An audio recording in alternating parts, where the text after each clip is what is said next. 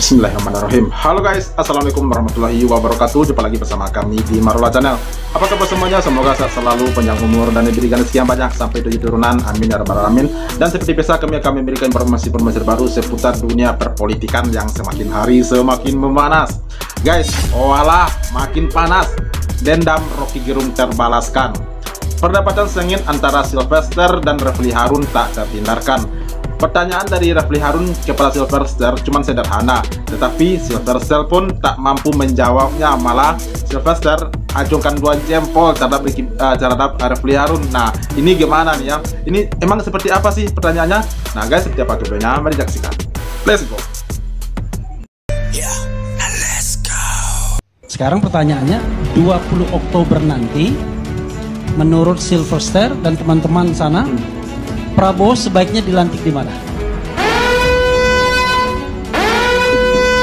Iya ya, itu saya sepakat ya mengenai undang-undang DKI. Jangan dulu, jangan sepakat dulu. Saya kan belum selesai. Dilantik di mana? Ya karena di sana belum ada DPR MPR. Ya, kemungkinan besar di gedung DPR Senayan. Oke, sekarang saya tanya, yang namanya MPR itu harus bersidang di ibu kota negara.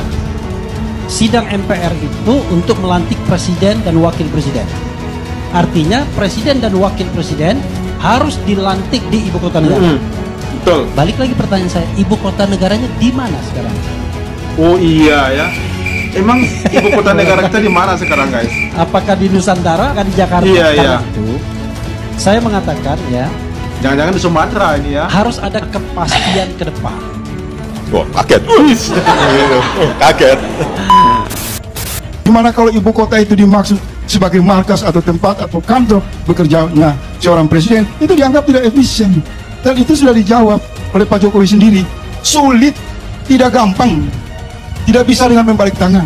Artinya yang menyimpulkan proyek ini tidak jalan, sinyal itu datang dari Jokowi sendiri. Dan terakhir Pak Silver, mohon maaf diizinkan untuk saya harus menegaskan mewakili hati nurani Anda dan kawan-kawan semua. Puncak dari prestasi kebohongan Jokowi ada pada IKN. Betul. Karena antara narasi awal dan narasi menuju dia turun sebagai mantan presiden ini tanggal 20, bahasanya nggak bisa dipegang. Dia mengatakan ini bukan beban APBN, bukan beban uang rakyat, ini investor. Proyek ini akan datangkan banyak investor. Hari ini yang dia datangkan itu koncoisme, orang-orang yang diuntungkan oleh kebijakan Jokowi itu sendiri. Jadi kalau tadi disebutkan beberapa pengusaha, orang itu patut diaudit semua. Itu satu gerakan sukarelawan dari kelompok oligarki yang memang dilayani oleh Jokowi. Di mana investasi itu ya? Di mana Tony Blair sudah kabur. Jadi begini, saudaraku, ngotot untuk membela Jokowi dalam pendekatan hubungan emosional politik, saya apresiasi. Kesetiaan itu bagus. Tetapi juga harus melihat realitas yang ada. Banyak orang hari ini susah, miskin, dan ancaman kelas menengah yang semakin turun. Sehingga Anda mesti bertanya, siapa penentu IKN ini jalan atau tidak? Maka terlihat di sana Prabowo masih lebih penting berbicara gizi, perhatian untuk makan gratis bagi rakyat, ketimbang bicara soal IKN. Betul.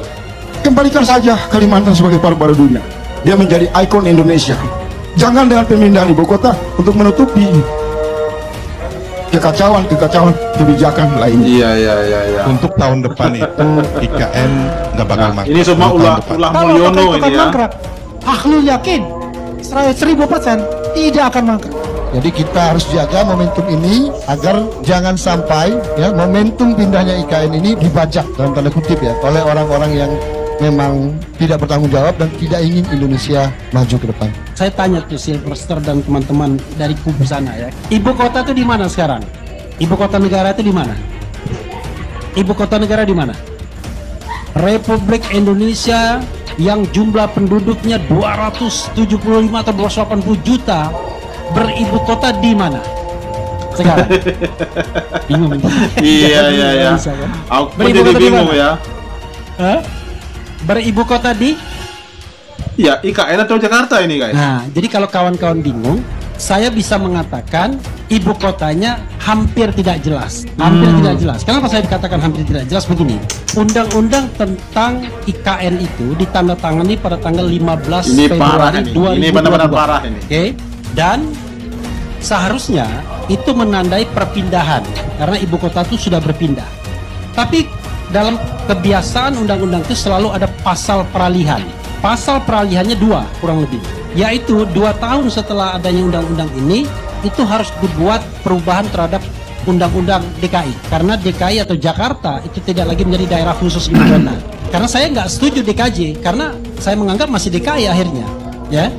Nah, dan undang-undang itu walaupun terlambat ada sudah, oke? Tetapi di dalam itu ada juga yang namanya peralihan.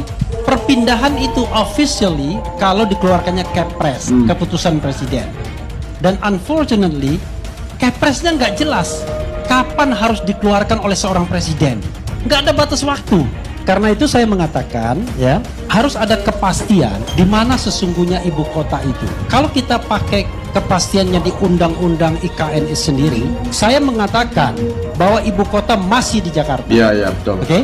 Tapi kalau saya menggunakan undang-undang DKJ sudah tidak di Jakarta, maka nanti Prabowo bingung, saya harus dilantik di mana? Karena ada beberapa ketentuan di dalam konstitusi dan dalam undang-undang, segala sesuatunya harus di ibu kota negara. Ibu kota negara itu kalau pindah ya pindah juga.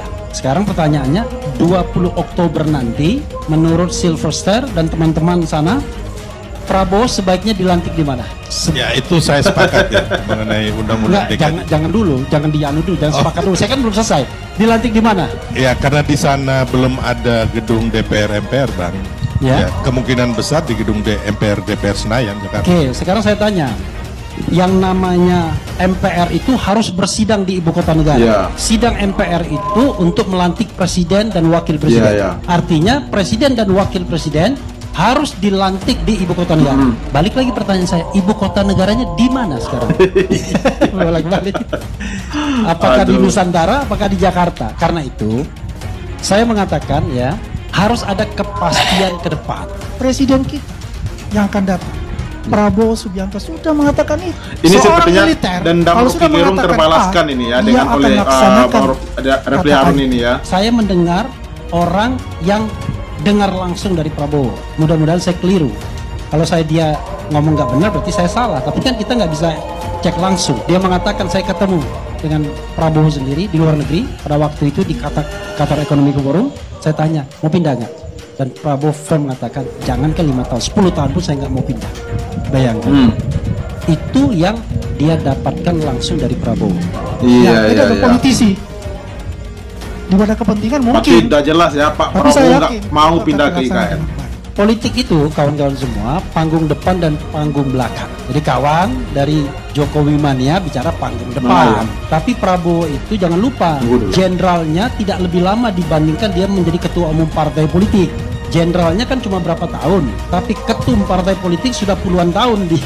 Jadi dia he's a politician juga. Ya. Tadi Bang senior saya, Bang Silver sudah mengatakan secara teknis detail sekali jumlah pegawainya tahu, bahkan air mineral aja Bang Silver tahu. Artinya itu proyek gak main-main, Bang. Ya, itu sangat serius. Ya. Iya. Kalau Pak Jokowi mau nekat, malam ini dia bikin Kepres pindah ibu kota, bisa. Tetapi dia menyerah. Gak bisa. Pertama barangkali secara objektif tidak bisa pindah, ya kan? Ada masalah-masalah dan akhirnya dia mengatakan jangankan pindah ibu kota, pindah rumah aja perlu waktu dan lain sebagainya. Iya. Tetapi secara subjektif, kira-kira ditanya nggak dengan kekuasaan Istana Baru, Bapak mau pindah ke ibu kota? Jangan-jangan dijawab nggak usah, atau nanti dulu, nanti aja dan lain sebagainya. Karena sudah mulai ada sharing power antara penguasa lama dan penguasa baru. Terlepas dari kontroversi fisik, pembangunan fisik dari IKN ini, saya hanya ingin mengatakan bahwa kelihatannya penguasa baru tidak ingin pindah. Dan penguasa baru, ya, ini analisis saya, lebih menginginkan kalau pelantikannya ada di Jakarta. Iya. Why? Ini kan sesuatu hal yang prestisius. Bayangkan, 17 Oktober hari lahirnya, kemudian 3 hari kemudian dilantik menjadi Presiden Republik Indonesia. Tentu dia ingin dihadiri oleh perwakilan dari negara-negara asing. Kira-kira kalau kita di istana sana cukup nggak infrastruktur pengamanan, infrastruktur kemudian macam-macamnya untuk kemudian ada pelantikan di sana. Padahal kalau pelantikan di sini nanti Henry Satrio mengatakan nggak sah ini pelantikannya karena Jakarta bukan. Aduh, sayang banget nggak selesai ya. Tapi di sini kita sudah bisa mengambil kesimpulan ya, bahwa nanti pelantikan Pak Prabowo sebagai presiden terpilih ya, itu berkemungkinan besar itu ada di Jakarta, bukan di IKN ya. Tapi memang benar apa yang ditanyakan oleh Bang Refli tadi ke Bang Silver ya, bahwa sekarang ibu kota negara kita itu memang di mana? Di IKN atau di Jakarta gitu. Ya, sebab IKN kan ibu kota Nusantara, berarti di sana kan ibu kota juga, padahal Jakarta juga ibu kota gitu. Nah, lalu yang ibu kota Indonesia sebenarnya yang mana ini? Nah, jadi kesimpulannya saat ini berkemungkinan besar nanti pelantikan Pak Prabowo kan memang di ibu kota ya. Nah, kemungkinan besar pasti di Jakarta, dan saya yakin itu ya. Dan inilah momentum sepertinya ini pembalasan dari waktu insiden Bang Silver sama Bang Rocky Gerung dulu ya. Nah, ini balasannya ya guys ya. Sampai Silver nggak mampu menjawab ya di mana ibu kota Indonesia saat ini. Nah guys, terima kasih banyak bagi Anda menonton, dan inilah reaksi kita hari ini, dan sampai jumpa lagi di video berikutnya. Thank you.